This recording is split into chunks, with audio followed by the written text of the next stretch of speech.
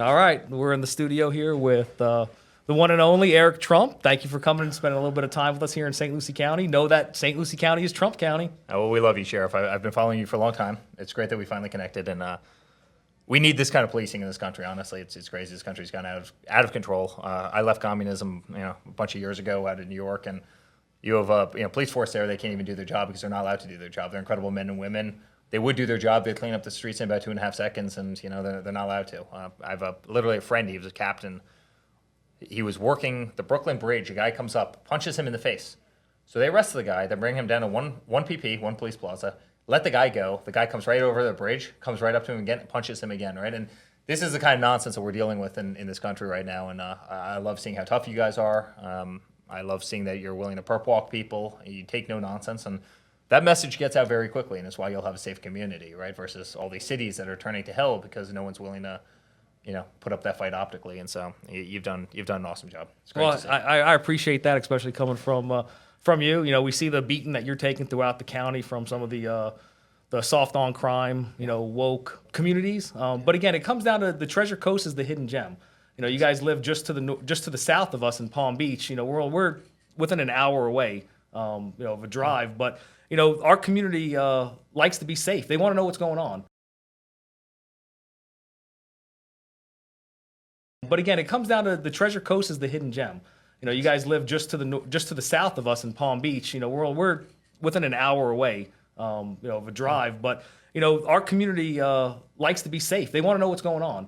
So embracing these new platforms, Instagram, TikTok, Sure. Facebook, and putting it out there, it's nothing that's not public. It's just putting it in their face. Sure. Well, and also, especially, I'm seeing more and more of it every day with, sheriffs doing this for the kids who, blow the whistle and, pretend they're going to be the next school shooter. Mm-hmm. They go out there and they say these outlandish things online and go get them. Make sure it doesn't happen. And by the way, make sure the parents know that there's also consequences for this kind of nonsense. And it's so important. Listen, we live in the United States of America, and you see these communities all over. Look at our capital. Washington, D.C., I went to school there. You can't walk down the street there anymore. Well, I'll tell you this. Here in St. Lucie County, we have policies that allow our deputies to chase these criminals down. Not only in our county, but we'll go 2, 3, 4 counties over. We have policies and training that trains our deputies to stop these fleeing felons. They'll use their cars to do a pit. They'll do a VIT. They'll stop them in their tracks, and we encourage it. When they break into your house, I don't care about their feelings. Sure. When they steal your car, I don't care about their feelings. When they go on and they download child pornography or try to rape a kid in our community, their feelings. Exactly. By the way, thank God you got that guy because he seemed like a sicko. He looked like a sicko. It's crazy. And by the way, it's nice to see people pit maneuvering. Right? Well, that's it. They're not doing that in the big cities anymore, right? And it's look at California. You steal less than $1,000 is not even considered a crime. You get Kamala to come out, and Kamala comes out and says, yes, crime's gone down. Yeah, and no crap, it's theoretically gone down in your statistics because you decriminalized everything, right? So, that's it. You can make numbers say whatever you want, but the reality is there's no one in this country that feels safer now than they did, 4 years ago. And by the way, her war on law enforcement, it boggles my mind. I never thought you'd have a time in this country where you'd literally be running against a party that until about 3 days ago, meaning when she entered the race, literally said, let's defund cops, let's disarm cops. Everybody always forgets about the disarm part, but it was always, let's disarm and defund law enforcement. And you have Tim Walz, who literally did that in Minnesota. He literally, and what happens? The city went to hell, and then he goes to all the incredible officers that he literally wanted to take out of a job. He goes up to them, please come back. Please come home. We'd love to have you back. And these guys are saying, I'm not going to use a bad word, but they're saying, F you.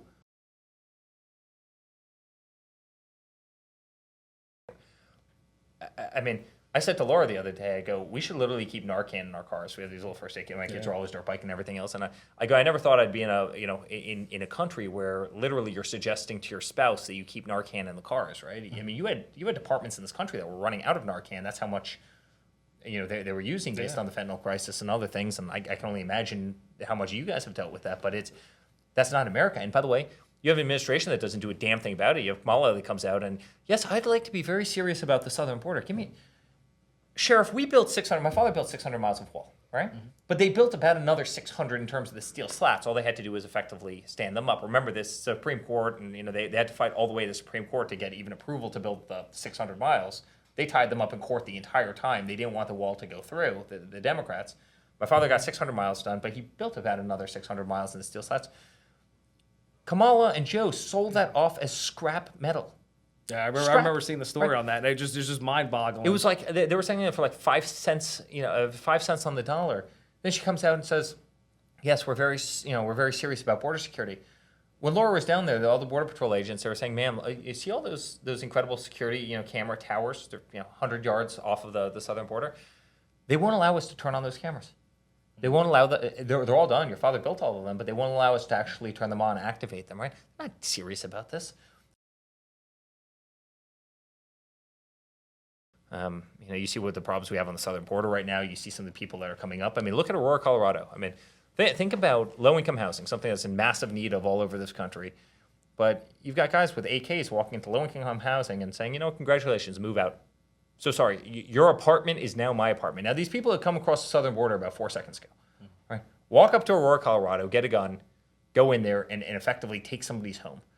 I mean, how the hell do we let that happen in the United States of America? This is the greatest country on earth. How do we let that happen? You see what's happening in Ohio and Springfield. You're seeing this all across the country. But I think our community is so great. We don't actually see or feel that because that's not us. When people talk about these things and see it on TV, they're like, "There's no way that's real."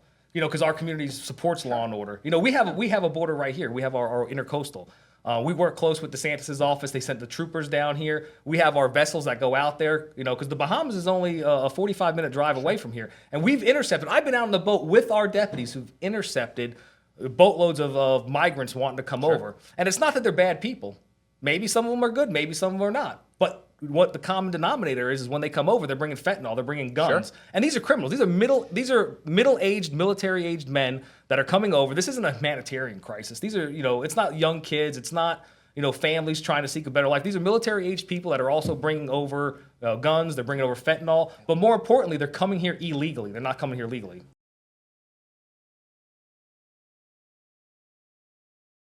And yet you don't even hear about it. Like, I feel like I'm the only person other than you that talks about, the poisoning of our youth, right? 320,000 kids.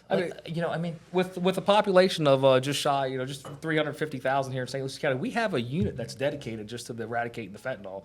And, we tell our deputies out there, and the families in our community that, it's not about the big busts at the end of the day. Those are great. We have our federal partners that we try to rely on to stop it at the border. The only border we have is our port here, which we have our boats ready to go. Florida Highway Patrol, DeSantis helps us out with that all the time, FDLE. So we'll intercept these boats before they make it to land. The last thing we want to do is we want to turn them over to immigration and they get a court date. So we intercept them offshore. Coast Guard comes out. We offload them on the boats and they bring them back to wherever it is they came from. If they have fentanyl and the drugs on there, the federal laws from time to time prosecute them. But again, we tell our deputies here and our units that are focusing on it, it's not about the big bust. It's about that one pill, because that one pill is going to make the difference. It's going to kill somebody. That's how dangerous and potent it is.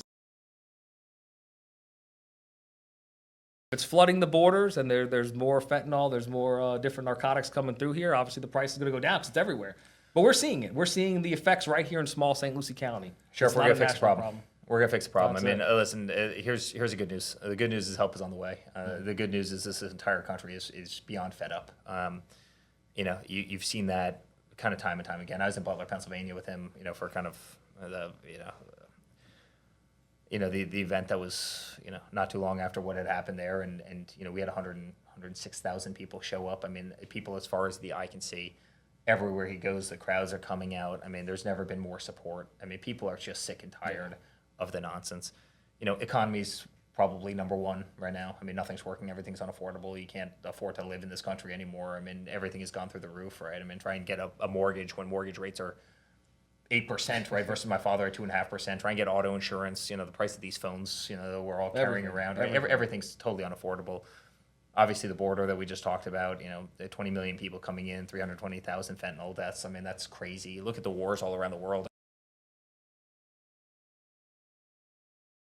We send $200 billion to Ukraine, $200 billion to see these young, beautiful kids on YouTube. They come around a little corner in a dirty trench and they shoot each other in the face.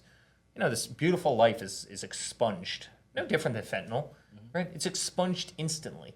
We send $200 billion for this, yet, Kamala comes out the other day and, some person's house is floating down a river. Every picture they've ever taken, every belonging that they have, and she says, yes, we'd like to give you $750. I mean, F you. It's so personally insulting to me. I can't stand it. We've put America last in every single regard. I mean, we send Pakistan hundreds and hundreds and millions of dollars a year, yet they won't tell us bin Laden was being housed, a mile away from their equivalent of West Point. Yet we offer the resident of North Carolina.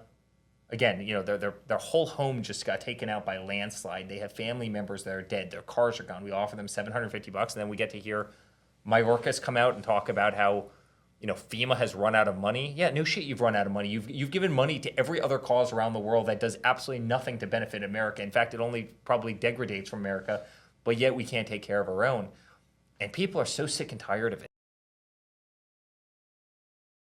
We have real crises in this country. We just talked about drugs. We have an education crisis in this country. We're ranked 30th in the world in terms of education.